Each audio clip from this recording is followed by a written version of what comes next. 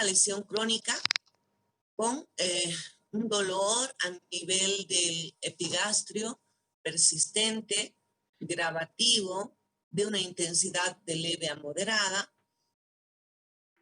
y también con signos de mala absorción, por ejemplo, esteatorrea, creatorrea, ¿no? Pérdida de peso.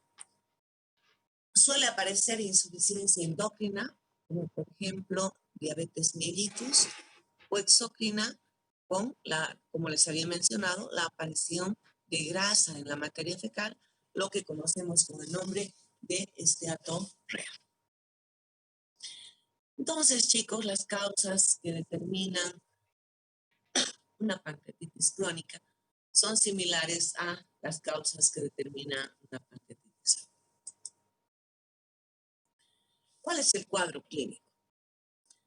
Los síntomas son idénticos a la pancreatitis aguda, pero el dolor puede ser continuo y no responde a antiácidos, a bloqueadores H2, que el paciente pueda administrarse. Habíamos mencionado la pérdida de peso y presencia de grasa en la materia fecal, una materia fecal, podríamos decir, pastosa, untuosa, que flota en el inodoro, ¿no? Y otros signos de malabsorción. Creatorrea, por ejemplo, presencia de proteínas en la materia fecal. ¿Cuáles son las complicaciones en una pancreatitis crónica? Lógicamente, la mala absorción de cobalamina en el 40% de los casos, vale decir de complejo B, de vitamina B. Intolerancia a la glucosa, derrames, porque al haber un síndrome de mala absorción, va a existir disminución de albúmina y la hipoalbuminemia va a determinar que haya salida de agua o de líquido, perdón, del espacio intravascular al espacio intersticial. Y entonces el paciente podrá tener derrames en pleura, pericardio, peritoneo. Como complicación de la pancreatitis crónica también tenemos la hemorragia digestiva, sobre todo la hemorragia digestiva alta, por encima del ángulo de Graves.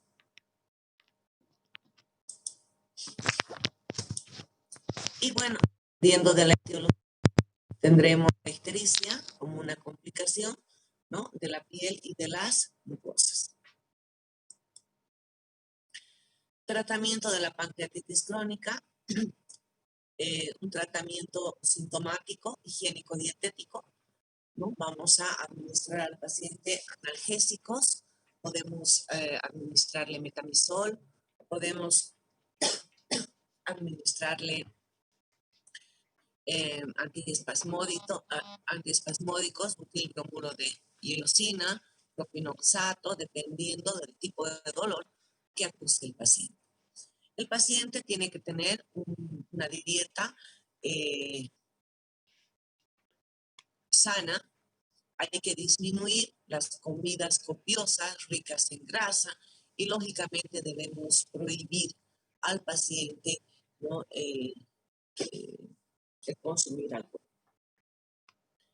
Podemos administrar enzimas pancreáticas cuando el paciente tenga una disfunción exócrina del páncreas. También podemos darle bloqueadores H2, bloqueadores de bomba, antiácidos, ¿no?, que nos pueden ayudar, procinéticos.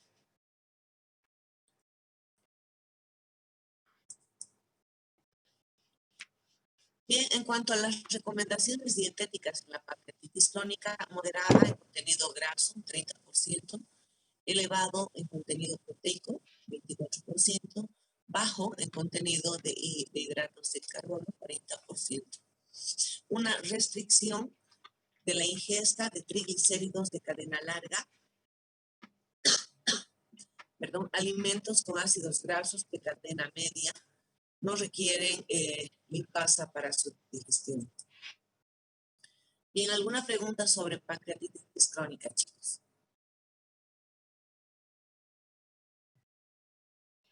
Y vámonos a la pancreatitis.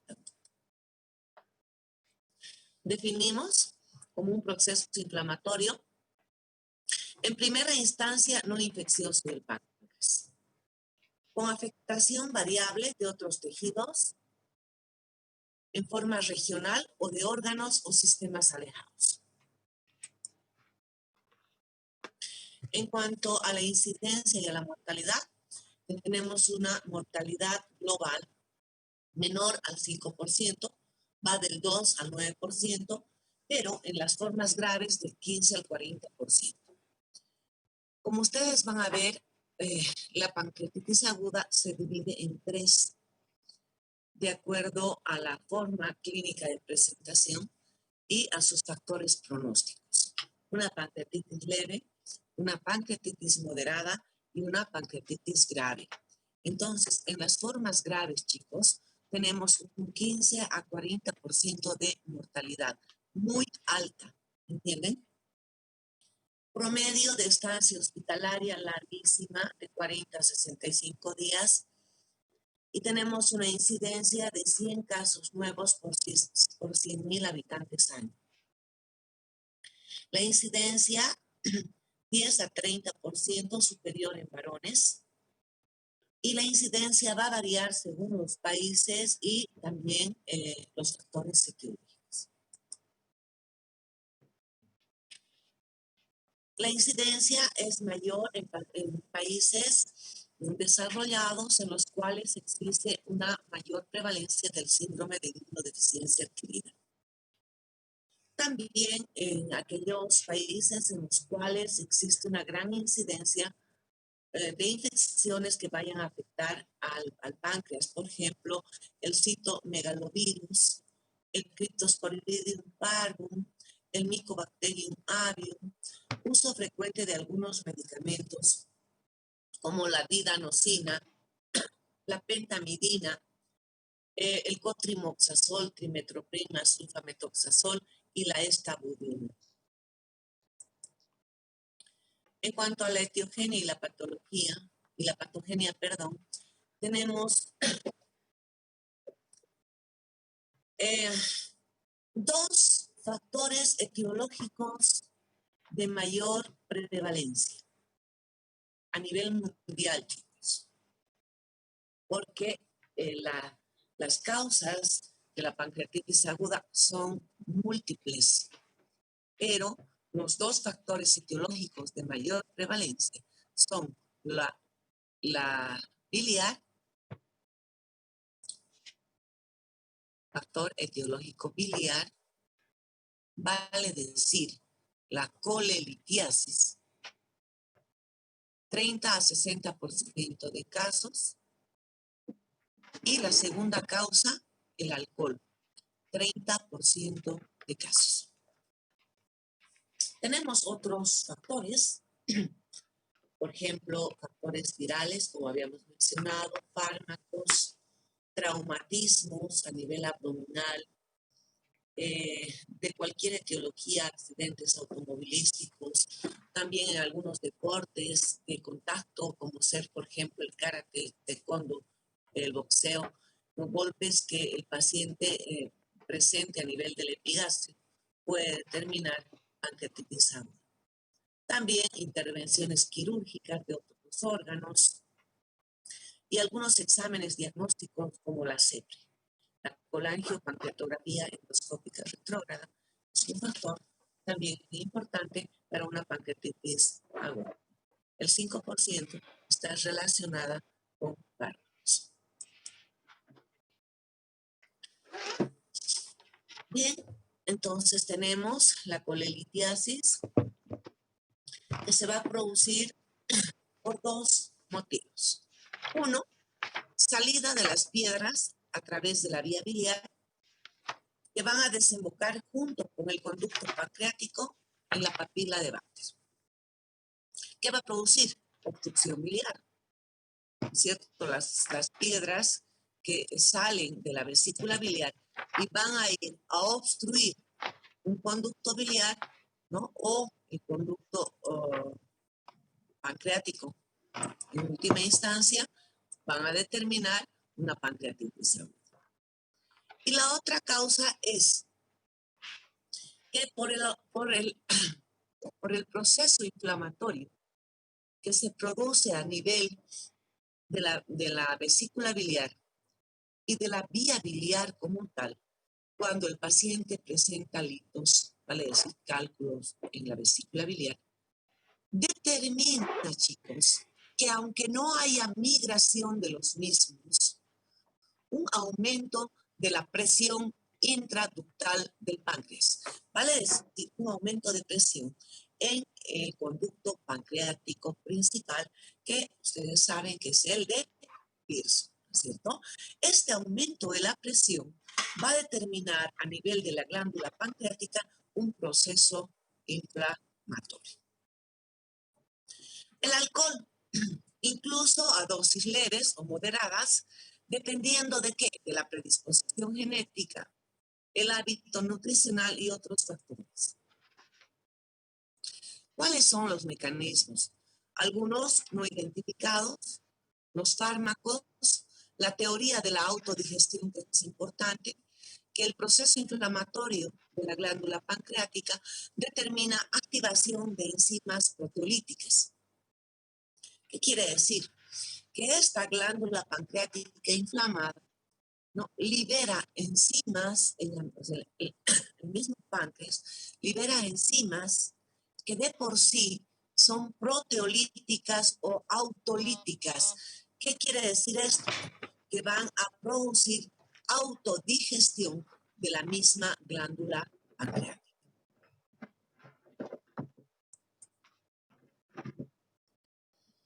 ¿Y cuáles son estas enzimas? Estas enzimas, algún autor denominó a estas enzimas proteolíticas o autolíticas como pocima de brujas, precisamente por la autólisis que produce tripsinógeno, quimotripsinógeno, proelastasa.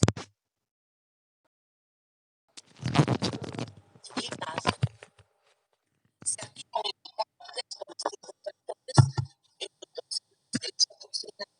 activan aumento de la presión intraductal, traumatismos severos. Estas enzimas no solo van a digerir el tejido pancreático y peripancreático, sino también activan otras enzimas, como ser la elastasa y la fosfolipasa, que van a digerir otras membranas celulares, ocasionando también proteólisis, edema, hemorragia, lesión vascular y de dichas células va a provocar liberación de bradicina y sustancias vasoactivas como la histamina, produciendo mayor vasodilatación y edema. Los sinógenos en el interior del páncreas son activados por las hidrolasas lisosómicas en la propia célula del páncreas. También que la isquemia y la hipoperfusión por sí mismas pueden activar al tripsinógeno y producir lesión pancreática. Chicos, cuando se acabe nuestro tiempo, por favor, van a volver a ingresar al link, ¿ya? Entonces, tenemos las causas de la pancreatitis aguda, la ingestión de alcohol, enfermedades de las vías biliares, la presencia de litos, postoperatorias, de otros órganos, colangiopancreatografía endoscópica retrógrada, la CEPRE, traumatismos abdominales, pancreatitis hereditaria, Jocelyn su cámara, causas metabólicas, hipertrigliceridemia,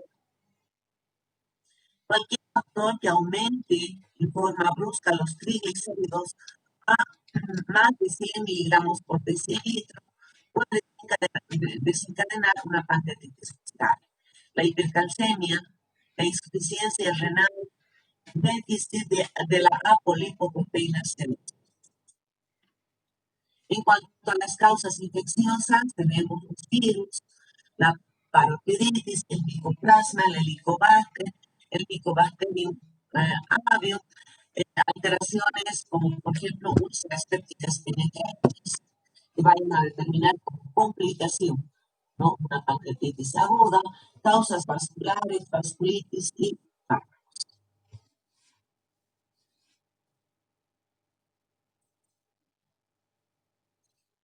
En cuanto a la pancreatitis inducida por fármacos, se va a dar una reacción de hipersensibilidad y producción de un metabolito tóxico. Tenemos una asociación definida con pancreatitis aguda con la administración de azathioprina, sulfamidas, diuréticos diacídicos, la didanosina, la furosemida, anticonceptivos orales, la tetraciklina, el ácido valproico, la pentamidina. Asociación probable con pancreatitis aguda, paracetamol, nitrofurantoína, metildopa-valpromet, erythromicina, salicylatos, metronidazol, antiinflamatorios no esteroideos y eficaz. ¿Cuál es el cuadro clínico? Dolor abdominal. Este dolor, el dolor de los dolores, el drama pancreático del diélago, que empieza a nivel del epigastrio, región periumbilical, y se irradia a la región dorso-lumbar lateral en cinturón. Esta irradiación, chicos, es la irradiación, como les diría, tradicional. También en algunos pacientes puede darse una irradiación a nivel del precordio, a nivel del tórax. Y tendremos que hacer el diagnóstico diferencial con un infarto agudo de miocardio. Flanco, región inferior del abdomen. Este dolor va a empeorar cuando el paciente asume la posición en decúbito dorsal y va a disminuir con la posición fetal. Acompañarse de otros síntomas como ser náuseas, vómitos, meteorismo, astenia, dinamia, anorexia, fiebre en algunos casos, hipotensión, taquicardia, signos de deshidratación e ictericia. Vamos a tener en un paciente con pancreatitis aguda y por eso hay meteorismo y distensión abdominal.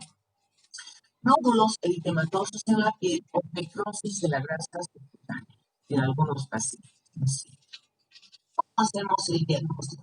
En primera instancia, siempre el diagnóstico es clínico, basado en síntomas y signos. Se debe elaborar una historia clínica minuciosa, ordenada, pormenorizada.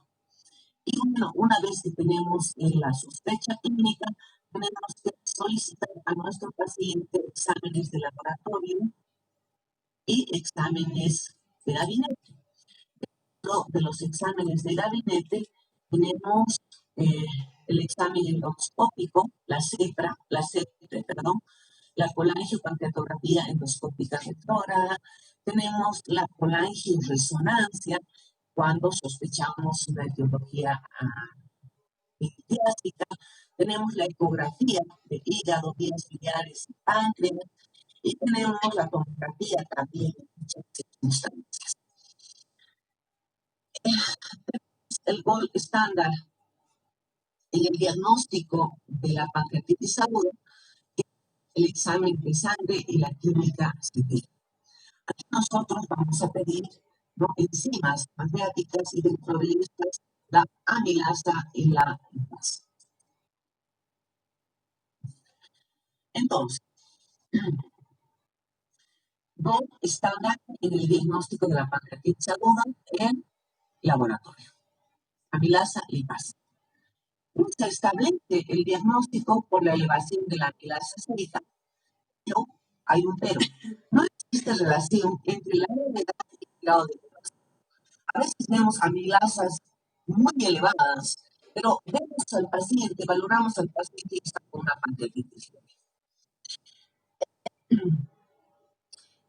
El inconveniente de la amilasa es que normalmente estos niveles altos de amilasa se van a normalizar a las 48 horas o 72 horas del proceso.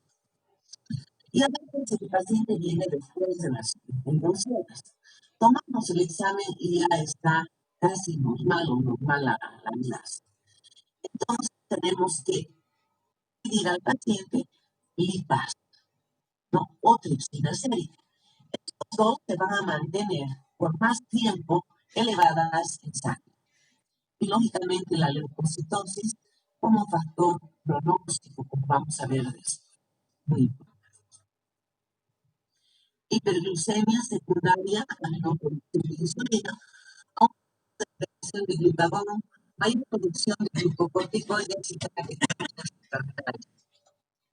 como les había mencionado, disminución de la albúmina sérica menor a 3 gramos por decilitro en el 10% de los casos, asociada a pancreatitis grave y mayor mortalidad. La hipocalcemia en el 25% de los. Evolución de la enfermedad y complicaciones.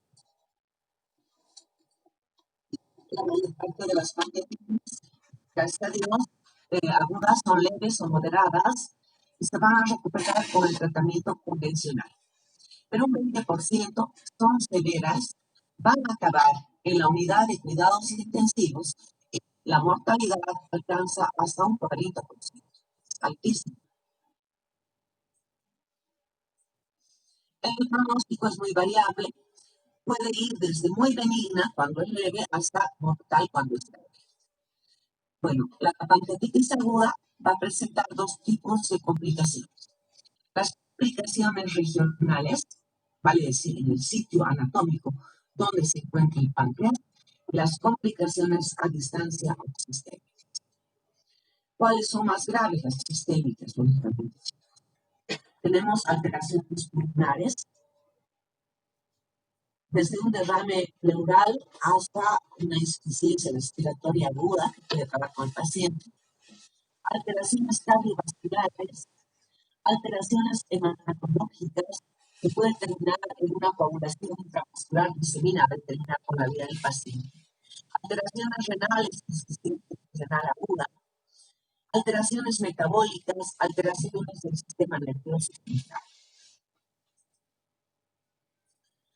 La mayoría de las complicaciones van a ocurrir en las 2 primeras semanas y puede existir dentro de las complicaciones la infección del tejido pancreático, ya sea por bacterias gram negativas intestinales, como la Escherichia coli, que es la más frecuente, enterococo y Klebsiella.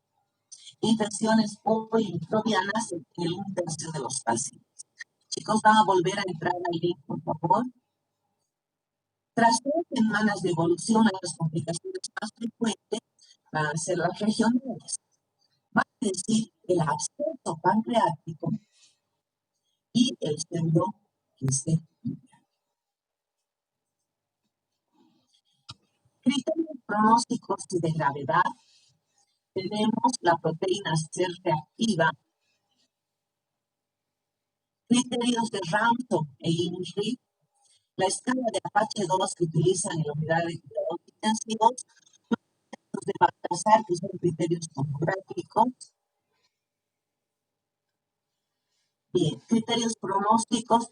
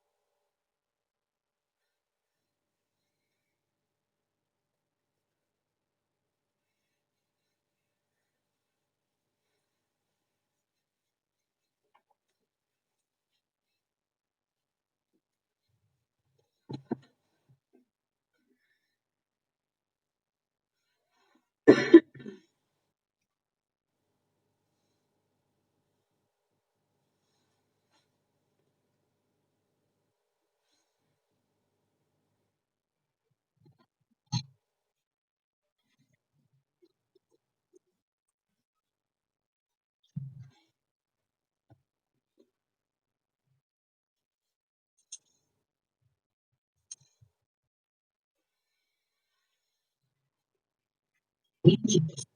Entonces hablábamos de la proteína C reactiva. La gravedad se va a relacionar directamente con los niveles estéticos de la proteína C reactiva. A mayor cantidad de proteína C reactiva, la gravedad es mayor. Valores superiores a 100 miligramos por litro sugieren una pancreatitis aguda severa.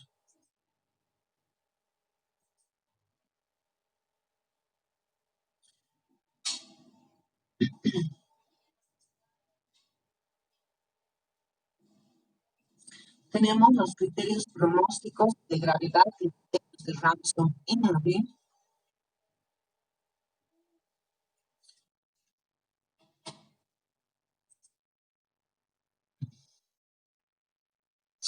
Demuestra que cuando se identifican más factores de riesgo del momento del ingreso del hospital o durante las primeras 48 horas de hospitalización, la tasa de mortalidad va a aumentar.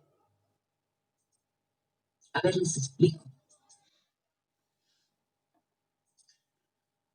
Factores o criterios de Ramsden tienen dos tiempos.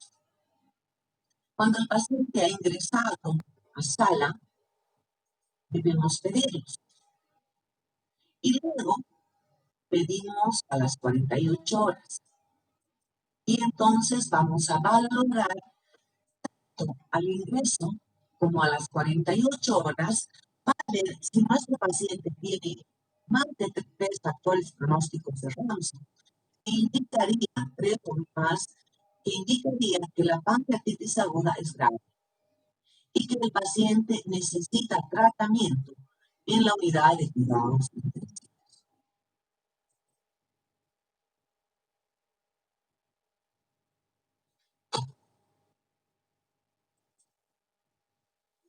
¿Y bien cuáles son estos parámetros, chicos? Al ingreso tenemos la edad mayor a 55 años, leucocitos mayor a 16.000,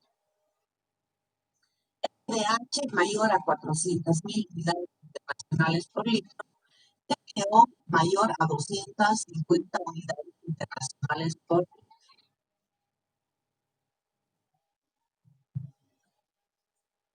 A las 48 horas, baja del hematocrito mayor al 10%, déficit de líquidos mayor a 4 litros, calcemia menor a 8 miligramos por decilitro, hipoxemia, saturación de oxígeno menor a 60 milímetros de mercurio, incremento de la urea del BUN mayor a 5 miligramos por decilitro tras la administración de líquidos intravenosos. Albúmina menor a 3.2 gramos por decilitro. La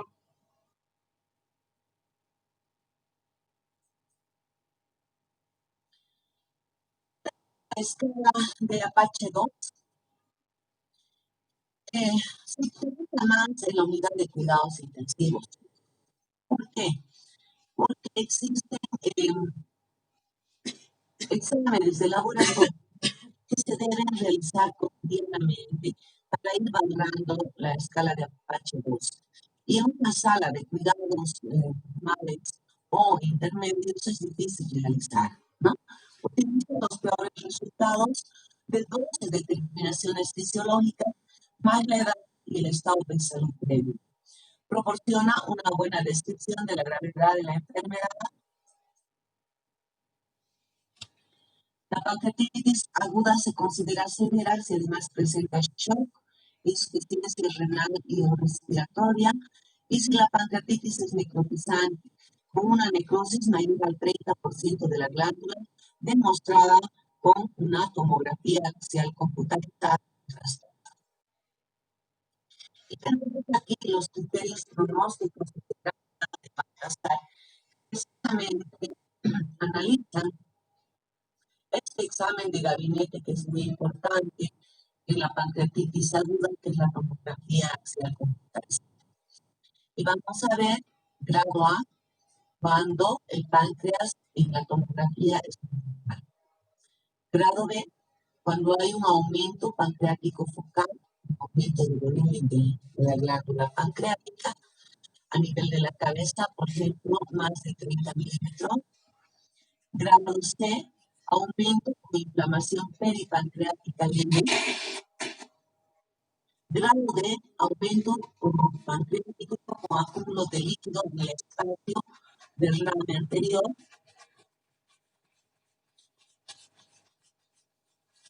Grado E, aumento pancreático con colecciones líquidas más de una área. Y ahí tienen ustedes los grados de Baltasar. Este es el páncreas, chicos, es como una curva. Fíjense el cursor. Esta es la cabeza del páncreas, el cuerpo y la cola. Y también vemos el páncreas. Y aquí tenemos un pseudoquiste gigante. Bien.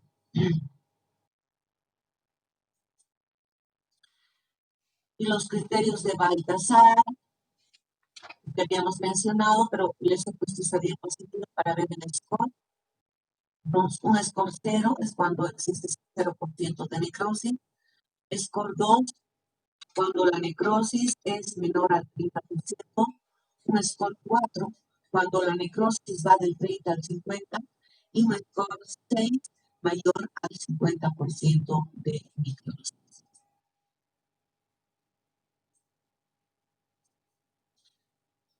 Bien, tipos de pancreatitis aguda, estas han sido propuestas en el Simposio Internacional sobre Pancreatitis Aguda de 1992. Pues, ¿cuándo decimos que una pancreatitis aguda es grave? Pancreatitis aguda asociada a fracaso orgánico y con complicaciones locales como necrosis, absceso o pseudoquiste. Se va a caracterizar por 3 más criterios de Ramsay o por 8 o más puntos en el Apache 2. Con frecuencia es la expresión clínica del desarrollo de una necrosis pancreática. Pancreatitis aguda leve a moderada. Pancreatitis aguda asociada a mínimo fracaso orgánico o una disfunción orgánica en la que va a existir recuperación completa y el paciente va a cursar sin complicaciones.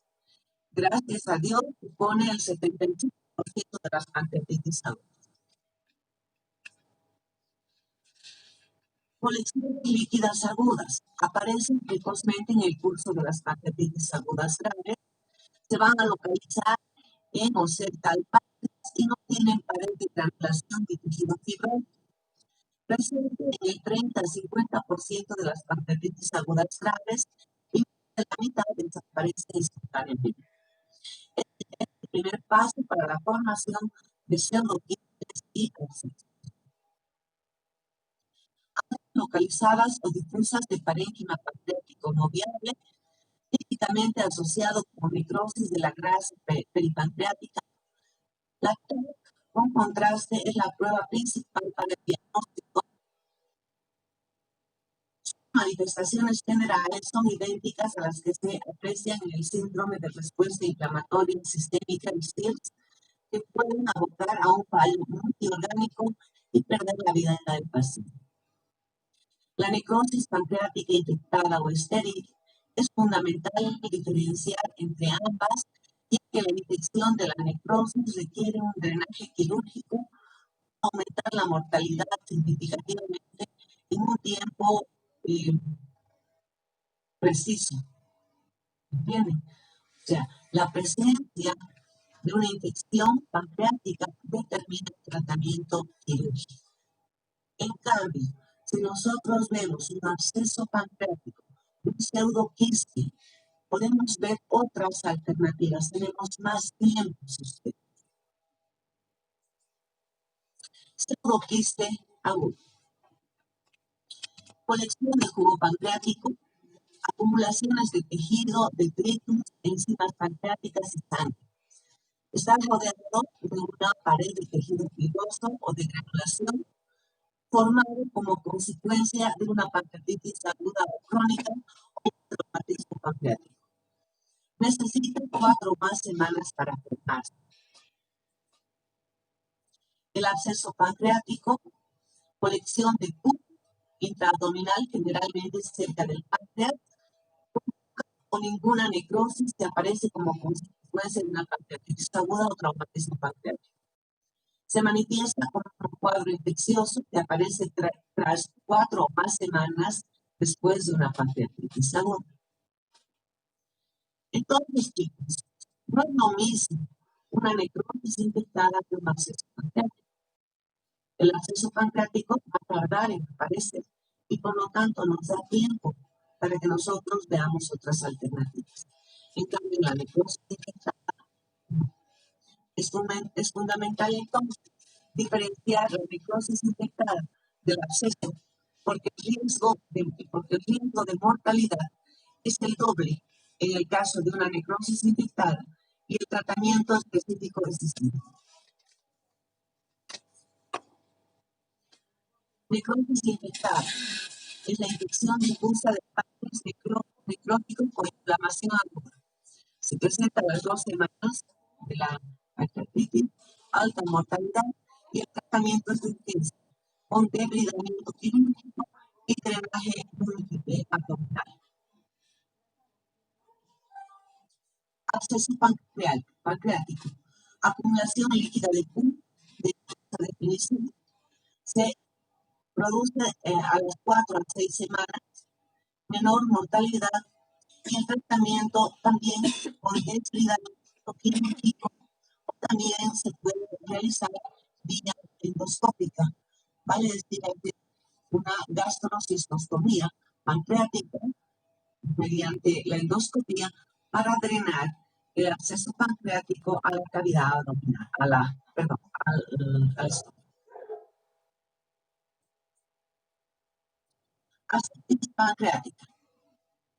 Acumulación de líquido acético en la cavidad peritoneal, ruptura del conducto pancreático principal que conduce a una víncula interna entre el conducto y la cavidad peritoneal, un pseudoquiste que deja escapar su contenido, tratamiento con aspiración nasogástrica y nutrición parenteral.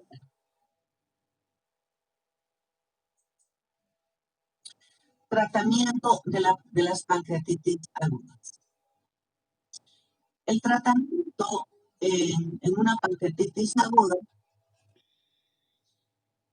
lo vamos a dividir en 2. El tratamiento sintomático higiénico-dietético es el tratamiento inicial y que algunos autores lo caracterizan como medidas habituales y que se debe realizar apenas tengamos el ingreso del paciente. Quizás no tengamos el diagnóstico todavía, pero apenas ingrese el paciente al hospital. Calmar el dolor. Ustedes saben que la pancreatitis aguda tiene un dolor intenso. El drama pancreático de Villeroy, el dolor de los dolores. Si no damos analgésicos para calmar el dolor a nuestro paciente puede shock. Hace un shock neurogénico y nuestro paciente se muere. ¿Entienden? Calmar el dolor. Administración de líquidos. En primer término, cristaloides. Y también podemos dar coloides intravenosos después. Pero nada por vía oral para que este páncreas entre en reposo casi absoluto, es posible, pero casi absoluto. ¿De dónde salen las enzimas, chicos? Del mismo páncreas. Esta medida es fundamental en el tratamiento de la pancreatitis aguda. Antes se decía que es importante colocar dentro de las medidas habituales una sonda nasogástrica en el paciente. Actualmente está en discusión.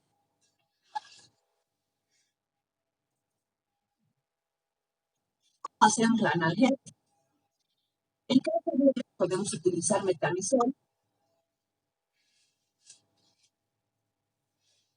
Posteriormente,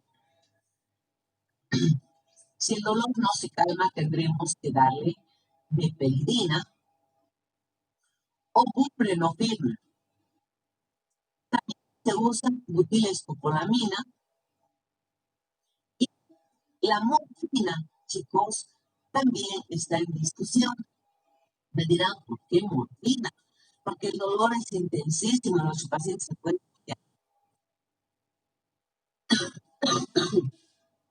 Y los autores indican que la morfina está desaconsejada porque altera el flujo de la secreción pancreática biliar. El estudio ha demostrado que los exacerben el dolor por contracción del esfínter de Owen. Líquidos. Objetivo: mantener un volumen intravascular normal, restablecimiento de la volemia y la presión de oxígeno, ya que el riesgo de necrosis es grande. El paciente con pancreatitis aguda fulminante que no necesita volúmenes grandes de líquido. NPO. En pancreatitis leve a moderada, ayuno de 2 a 4 días. Inicio de dieta hídrica líquida. ¿A partir de qué? Esto no está en la diapositiva. Tenemos 3 factores importantes que tenemos que tomar en cuenta para reiniciar la vía oral en el paciente con pancreatitis. No dolor espontáneo, no fiebre y no ir. No dolor espontáneo, no fiebre y no ir. Auscultamos al paciente y vamos a encontrar que nos indican que es paciente de tolerar una dieta hídrica apreciada. Y generalmente coincide entre el tercer y sexto día de internación del paciente. Posteriormente, de acuerdo a la tolerancia y la pancreatitis grave prolongada, lógicamente tenemos que hacerle NPO. Nutrición parenteral total. Esto es nutrición parenteral total.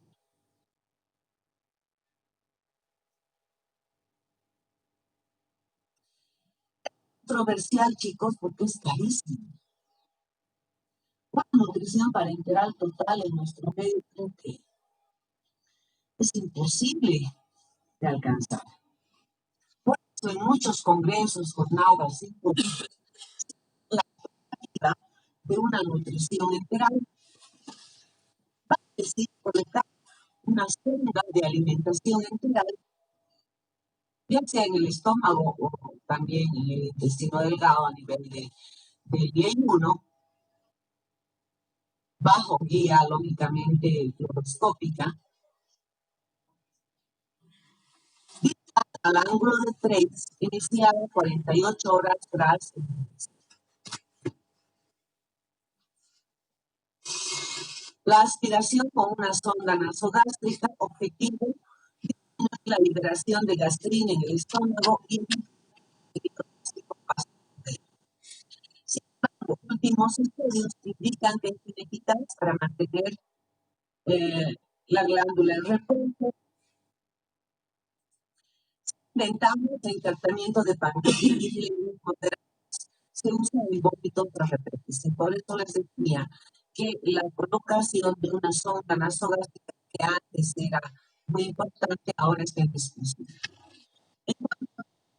Inhibidores de la secreción pancreática, como el gadexilato, mesilato y la proteína, no aportan ningún efecto beneficioso. Fármacos anticolinérgicos que antes se preconizaban no están indicados. Los antibióticos no resultan en una etapa de pancreatitis aguda moderada. También está en discusión el uso de antibióticos de forma profiláctica para la pancreatitis aguda, controvertido de somatostatina o de otros fármacos, el glucagón, bloqueadores SARS-2, bloqueadores de bomba, glucocorticoides, calcitonina, AIDS. Tratamiento de la pancreatitis grave. Si el tratamiento convencional no detiene el deterioro del paciente, se va a valorar la realización de una laparotomía con drenaje y eliminación del tejido necrótico. En pancreatitis fulminante que no remite, se trata con medidas radiológicas. Actualmente, dependiendo de la cirugía, por ejemplo, es una pancreatitis de origen biliar y tenemos un cálculo, por ejemplo, obstruyendo el colédoco, tenemos que valorar la posibilidad de realizar una CEPRE en el paciente, una endoscopia, realizar una papilotomía y liberar ese colédoco del cálculo que está obstruyendo, ¿no? También es controversial. ¿Cuándo realizar la CEPRE? Inmediatamente, cuando ha bajado la amilasa, cuando el paciente está estable, es controversial. Indicaciones de cirugía precoz, abdomen agudo con hemorragia pancreática masiva, infección precoz de la necrosis, perforación intestinal, necrosis pancreática extensa más del 50%, con persistencia de complicaciones tras 4 días de tratamiento intensivo en la unidad. Indicaciones de cirugía en fases tardías, necrosis pancreática infectada, absceso pancreático, infectado. Esto también puede ser tratado con drenaje percutáneo dirigido o tomografía o con la CEPRE. La profilaxis antibiótica, que es controversial, no beneficiosa en pancreatitis aguda leve y moderada. En pacientes con necrosis pancreática extensa disminuye la tasa de mortalidad. Un correcto tratamiento antibiótico es muy importante. El objetivo de la profilaxis antibiótica es evitar la infección de la necrosis pancreática. La infección es la causa final de la muerte en muchas pancreatitis graves. Generalmente aparece a partir de la segunda semana. Debe basarse en la sensibilidad bacteriana y en los niveles de biodisponibilidad del fármaco en el tejido pancreático. Para ello tenemos que hacer una punción percutánea con una aguja fina a nivel del páncreas y hacer un antibiograma.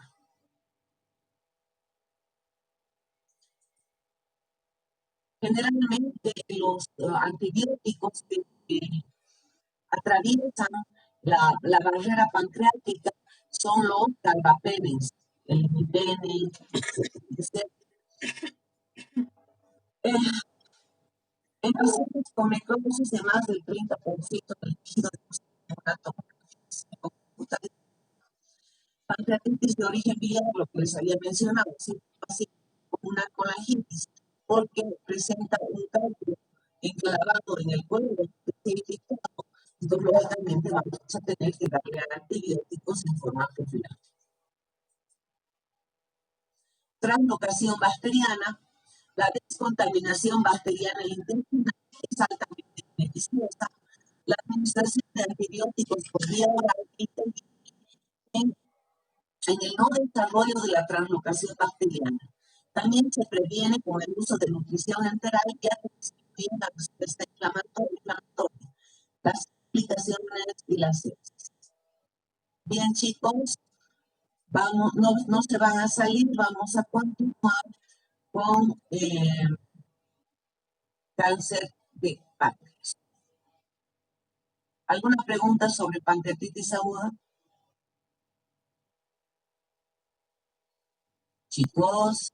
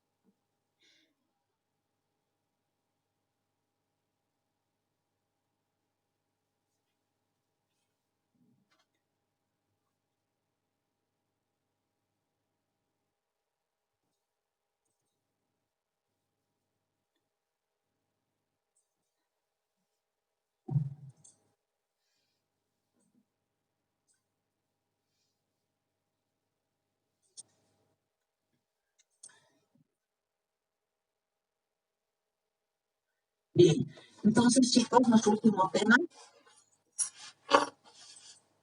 el cáncer de páncreas.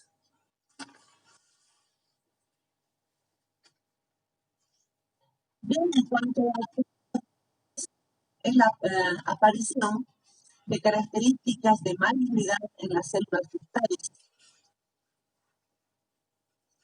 que pueden, como en el resto de las neoplasias, provocar metástasis.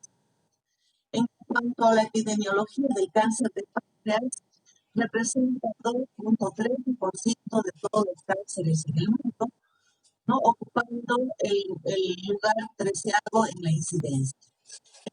Cuarta causa de importancia de muerte por cáncer en Estados Unidos, el cáncer de pulmón, colon y mama. El cáncer de páncreas ocupa el quinto lugar como causa de muerte por cáncer en el hombre y el en la mujer. La edad promedio de mayor incidencia en cáncer de páncreas es de 60 a 80 años. En México se presentan en menos de 6 casos por 100.000 habitantes por año. Aquí tienen ustedes al páncreas y vamos a ver que existe una incidencia de un 10% de cáncer en la cabeza de páncreas, 15% en el cuerpo y solamente en la cola un 5%.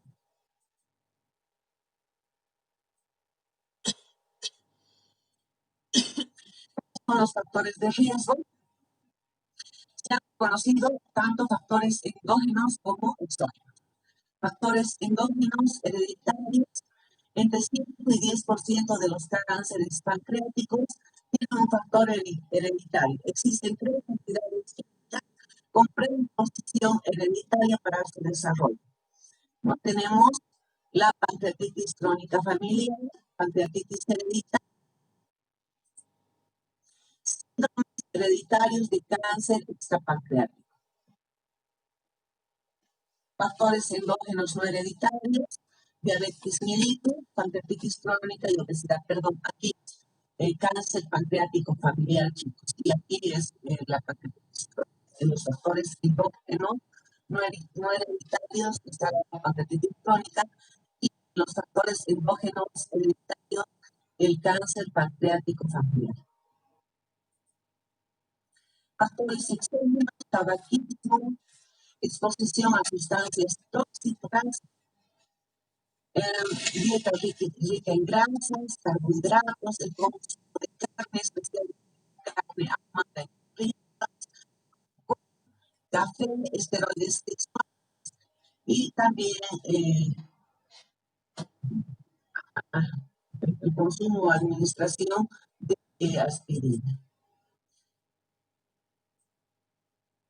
Carcinogenia molecular. El KRAS, que es el cromosoma 12P, es un oncogen alterado más a menudo en el cáncer pancreático. Su activación se produce por mutación puntual en 80-90% de los casos. CDKN24P16, cromosoma 9P, inactivado en el 95% de los casos, lo que lo convierte en el gen oncosupresor que se encuentra con mayor frecuencia en cáncer de páncreas. MD4, cromosoma 18, es inactivado en el 50% de los casos de cáncer de páncreas, se encuentra inactivo en otros cánceres. P53, cromosoma 17, la inactivación se va a observar en el 50-70% de los casos de cáncer de páncreas. En cuanto al cuadro clínico, es un cuadro bastante uniforme y lamentablemente inicio tardío, como todo cáncer, como todo cáncer. Si el cáncer ataca a la cabeza de páncreas, el paciente puede tener ictericia de la piel y de las mucosas por obstrucción de la vía biliar y la presencia de colestasis. Puede tener el paciente molestias abdominales y por la presencia de pigmentos biliares en aquellos pacientes que tienen ictericia, el paciente tendrá prurito. Y como consecuencia del rascado, ¿no? Del rascado por parte del paciente, si nosotros valoramos la piel de ese paciente, especialmente el tórax, vamos a observar erupciones. El paciente tendrá anemia, anorexia, astenia, pérdida de peso.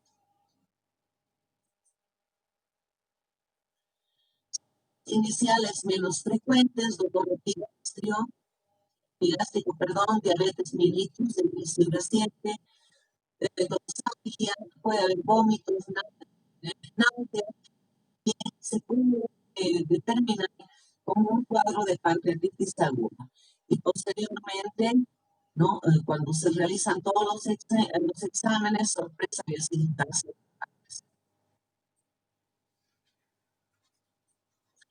En cuanto a los signos,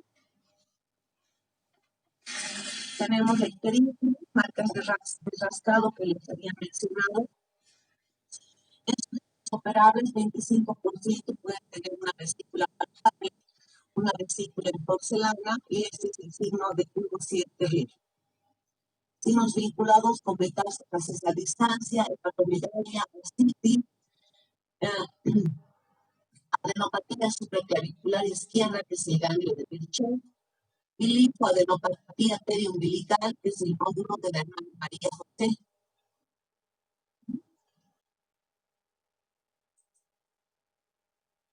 ¿Cómo hacemos el diagnóstico? El diagnóstico clínico es un diagnóstico de sospecha en base a síntomas y signos, donde tenemos que considerar lógicamente la historia familiar del paciente y tenemos que corroborar nuestro diagnóstico con exámenes de gabinete, diagnóstico por imagen.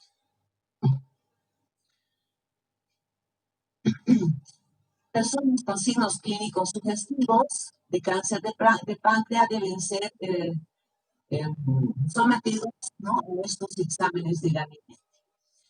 Vamos a tener en primer término la ecografía de hígado y vías biliares, la ecografía pancreática, la tomografía axial computarizada en espiral,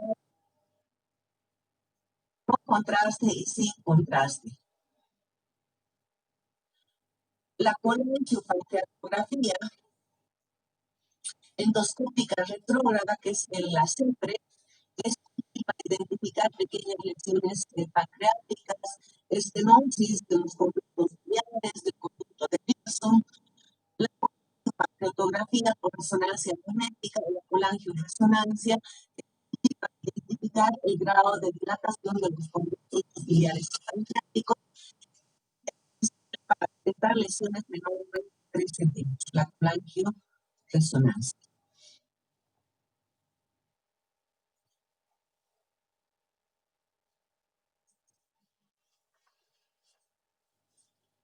Bien, aquí tenemos imágenes de una ecografía, es ultrasonido, donde vemos, ¿no? al páncreas con una ecogenicidad disminuida, y aquí podemos ver el tumor.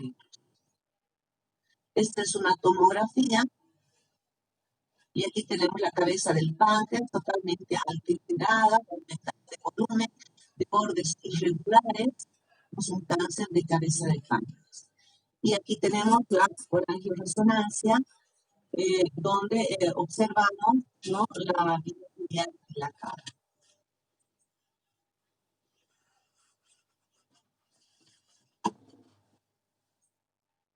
Diagnóstico por histopatología en personas con imágenes radiológicas compatibles con cáncer pancreático operable.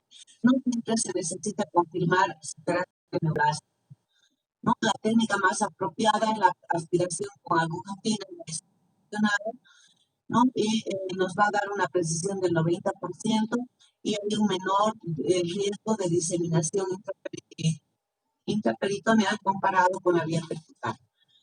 La obtención percutánea de muestras de cáncer primario es aceptable en personas con neoplasias inoperables o metástasis. La CEPRE es útil para obtener material de cepillado de los conductos. ¿No? O sea, por la CEPRE podemos nosotros introducir un cepillo, ¿no? Y posteriormente mandar al laboratorio de histopatología. Chicos, si se cortan, vuelven a entrar al link. Tenemos marcadores serológicos, el antígeno 19,9 de carbohidrato reactivo aumenta a mayor nivel en 70-80% de los sujetos con carcinoma pancreático. La medición de estos marcadores como técnica diagnóstica de detección inicial no se recomienda porque su sensibilidad y especificidad no es suficiente para realizar el diagnóstico. Se implementa también como un marcador de recidiva sintomática tras haberse realizado en el paciente una intervención quirúrgica. Y bueno, el estadio TNM que ustedes conocen para todas las neoplasias también es importante en el cáncer de páncreas, sobre todo para la estratificación. En cuanto al tratamiento, tenemos que ver si la neoplasia es extirpable o no, de acuerdo a la estratificación que realice el oncólogo o el médico de TNM.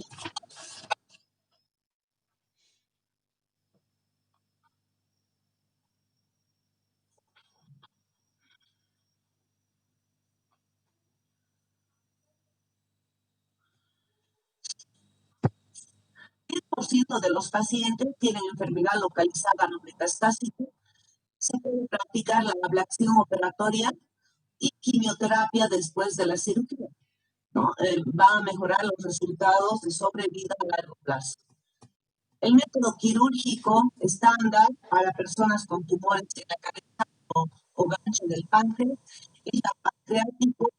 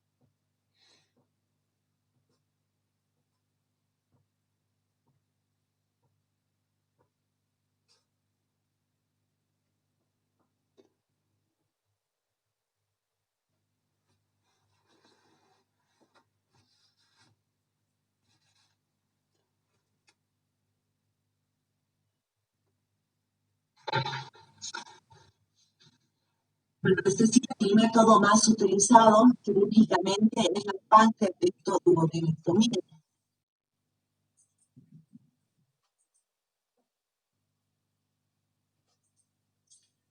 Con conservación del píloro es una técnica quirúrgica, chicos, pero simplemente por curiosidad para ustedes, la técnica de Whipple modificada. De cuerpo con la páncreas, la pancreatectomía distal, que incluye sistemáticamente también la extirpación del vaso, o sea, una esplenectomía coadyuvante. Enfermedad local avanzada e inoperable, 30% de los pacientes acuden por primera vez al médico con carcinoma pancreático sin metástasis, sin probabilidad de extirpación por falta de resultado. Se puede utilizar la gemcitabina. La mediana de supervivencia es de 9 meses. Las personas que mejoran o muestran estabilidad de 3 a 6 meses de recibirlo pueden obtener beneficio de la radioterapia de consolidación. En cuanto a la metástasis, 60% de los sujetos con cáncer de páncreas van a presentar metástasis.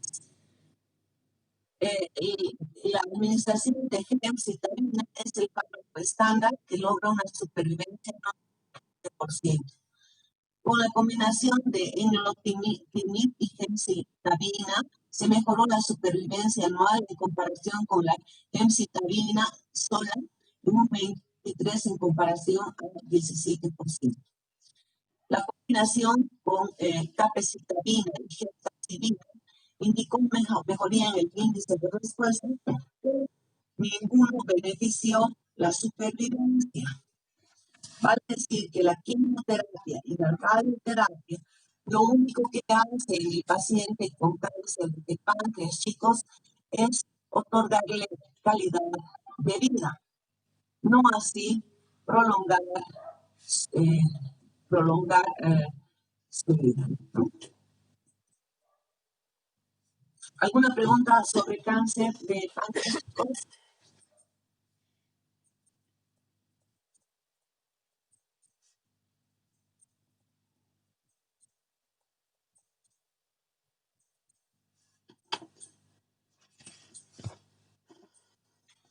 Bien, dejamos de compartir la pantalla.